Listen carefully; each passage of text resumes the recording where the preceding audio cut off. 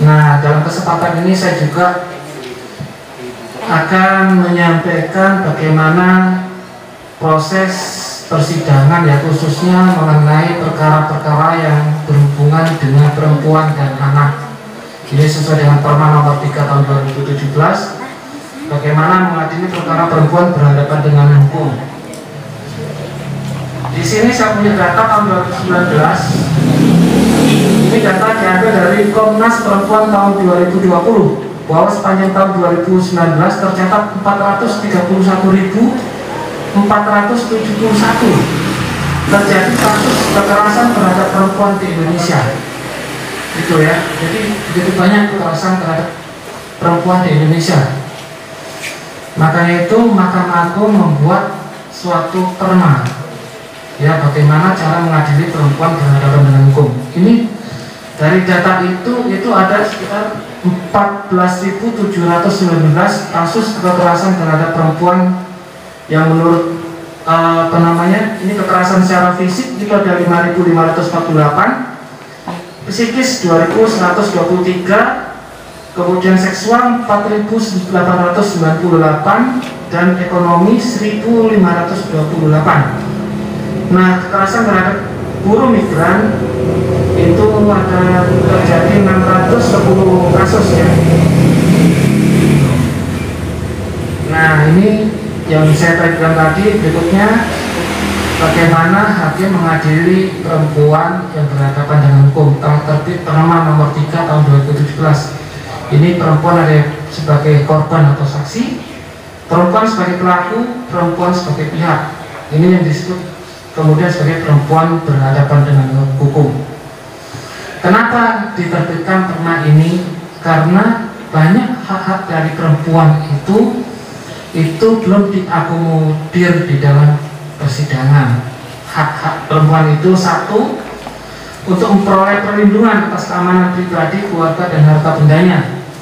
Berikutnya, bebas dari ancaman yang berkaitan dengan kesaksian yang akan, sedang, atau telah diberikan. Hak memberikan keterangan tanpa tekanan, hak mendapatkan pendamping, hak mendapatkan penerjemah, hak bebas dari pertanyaan yang menjerat, hak dirahasiakan identitasnya, hak mendapatkan restitusi, hak mendapat informasi mengenai perkembangan kasus dan putusan pengadilan, hak mendapatkan nasihat hukum, hak atas pemulihan, dan lain-lain. Ternyata memang banyak hak perempuan ini belum diakomodir selama ini ya. Karena kalau saya lihat di pengadilan itu banyak sekali kalau ada sih perkara-perkara itu yang terdakwanya ibu-ibu, ya, ibu-ibu atau perempuan tuh ada. Cuman seringkali ini mereka maju kalau kita tanya apakah didampingi penasihat hukum atau pengacara, tidak. Padahal undang-undang itu mewajibkan perempuan ini apabila berperkara itu harus didampingi oleh penasihat hukum, ya. Jadi seringkali oleh karena tidak mengertinya itu, maka mereka maju-maju sendiri. Nah, yang dimaksud pendamping ini apa? Pendamping hukum itu terdiri dari paralegal, selain itu pengacara, di luar itu boleh keluarga, psikolog, psikiater, petugas pusat pelayanan terpadu, pendamping LSM, juga kalau tidak mengerti bahasanya ada penerjemah bahasa asing atau bahasa isyarat bagi yang disabilitas, ataupun orang yang dipercaya oleh perempuan untuk melakukan pendampingan. Bagaimana peran pendamping?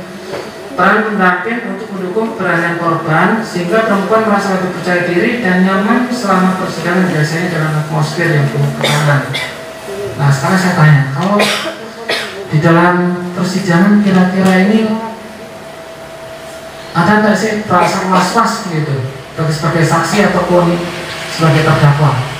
Pasti ya.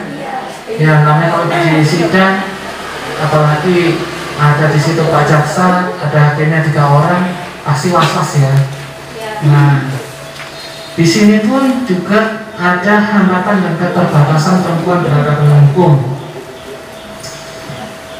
Karena ketidakterbatasan pengetahuan tentang hal hukum, keterbatasan finansial, keterbatasan akses ke pendamping dan atau penasihat hukum, adanya ancaman, tekanan, dan stigma terhadap perempuan korban saksi, kemudian hambatan bahasa komunikasi, hambatan fisik dan atau mental.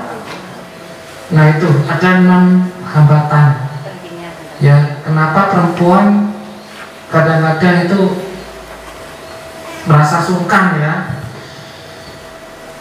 Ya mungkin karena memang tidak tahu bahwa mereka itu punya hak-hak, itu nggak tahu. Terus kemudian memang ada keterbatasan finansial ya.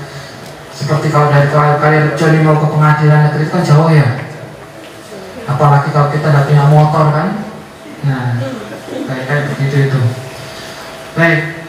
Nah ini juga saya terangkan mengenai pentingnya pendamping. Yang pertama, kalau kita didampingi suami atau penasihat hukum itu apa?